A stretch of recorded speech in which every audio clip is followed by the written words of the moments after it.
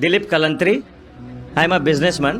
मेरे काफ़ी Muslim friends थे, वो अक्सर कहते थे मुझे कि इस्लाम में ब्याज से धंधा मतलब पैसा लेके धंधा करना गलत है। मुझे अक्सर विचार आता था कि ये कैसे डेवलपमेंट होगा, लेकिन आज का प्रेजेंट सिनेरियो पूरे दुनिया का देखते हुए एक मानना पड़ रहा है कि जिसने अपना घर गिरवी रख के कर्ज लिया और प्रॉफिट जिसमें मिलता है उस शेयर बाजार में लगाया, उनका घर भी तबाह हो गया। ये जो साइंस आज आपने बताया कि इस्लाम एक साइंस है, जैसे साइंस के ऊपर भी काम करता है, तो ये जो बात उन्होंने आज के 1400 साल पहले अगर कही होगी कि ब्याज लेना गलत है, हराम है, उसके पीछे इसकी क्या फिलॉसफी थी, ये मैं जानना चाहूँगा सर। भाई साहब ने बहुत अच्छा सवाल पूछा कि इस्लाम में उनके बहुत से दोस्त, मुसलमान दोस्त कहते हैं कि ब्याज लेना हराम है।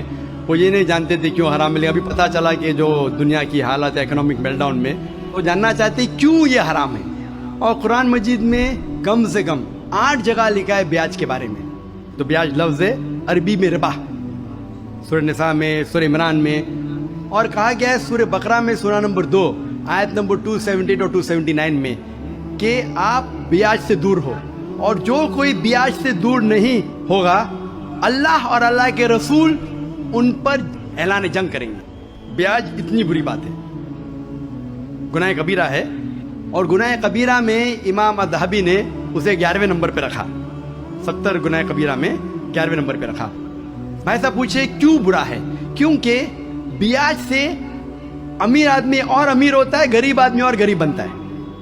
अमीर आदमी और अमीर होता है, गरीब आदमी और गरीब बनता है। आमतौर पे आप जब लोन लेने जाएंगे तो गरीब आदमी को लोन कहाँ मिलता है, और अमीर आदमी बताएगा मेरे पास ये है, मेरे पास वो है, तो उसको लोन मिलता है। तो अमीर और अमीर बनता है, गरीब और गरीब बनता है। इसीलिए कुरान में सूरह अल-हशर में सूरह नंबर 59 आयत नंबर 7 में अल्लाह फरमाते कि ज़कात दो ताकि दौलत इंसानों के बीच घूमे, सिर्फ अमीरों में नहीं रहे।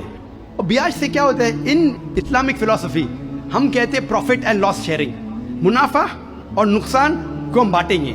मुनाफा और नुकसान बांटने से पूरी इकोनॉमी तरक्की करती है। और ब्याज से आप बैंक में ब्याज लेते हैं, मुनाफा या नुकसान 8%, 10%, 12% आपको देना ही देना, नुकसान या मुनाफा।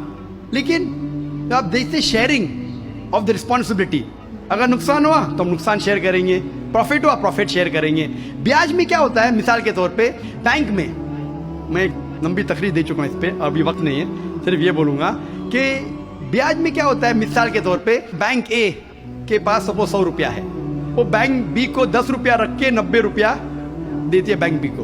बैंक बी उसमें से 9 रुपया रखता है, बाकी का 90% देता है बैंक सी को। बैंक सी 10% रखती, 90% रखती डी को, डी देता है ई को। तो लोग कहते हैं मार्केट में हजारों रुपये है कितने, 100 रुपया।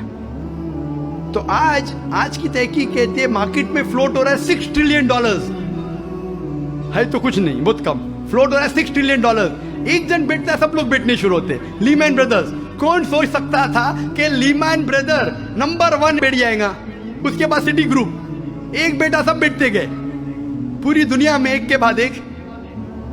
तो क्योंकि it doesn't improve the society. Islamic पे के अंदर जांच पड़ताल होती, किसको लोन देना किसको नहीं देना, प्रॉफिट एंड लॉस शेयरिंग है। सन 1980 में बैंक फंड करती थी गैम्बलिंग डेंट को, शराब खाने को, कॉमन हो गया। इसके बारे में अगर तकरीर मेरी सुनेंगे, interest free economy promulgated by the Quran, रिबा किस तरीके से हराम है, उसके ऊपर तकरीर मैंने की है। अगर वो सुनेंगे उसमें और डिटेल में मैं तस्करा कर रहा हूँ क्यों इंटरेस्ट हराम है। लेकिन इन शॉर्ट, वापिस से आज Japan, America sending emissaries Islamic bank के बारे में जानने के लिए। हमारी गवर्नमेंट के पास हम गए थे, मैं फाइनेंस मिनिस्टर चिदम्बरम जो फाइनेंस मिनिस्टर थे उनसे जिक्र किया था कि अब इस्लामिक बैंकिंग क्यों नहीं शुरू, इंशाल्लाह करेंगे जब मेरी मुलाकात हुई थी जद्दा में। लेकिन आरबीआई परमिशन नहीं दे रही है क्योंकि उन्हें तहकीक नहीं की। इंग्लैंड दे चुकी है, कई ममालिक दे चुके हैं। इंडिया भी अगर इस्लामिक बैंक हो जिसमें प्रॉफिट एंड लॉस शेयरिंग है, अगर उसकी इजाजत दी तो इंशाल्लाह इंडियन इकोनॉमी भी बढ़ेगी इंशाल्लाह। Hope the answer the question.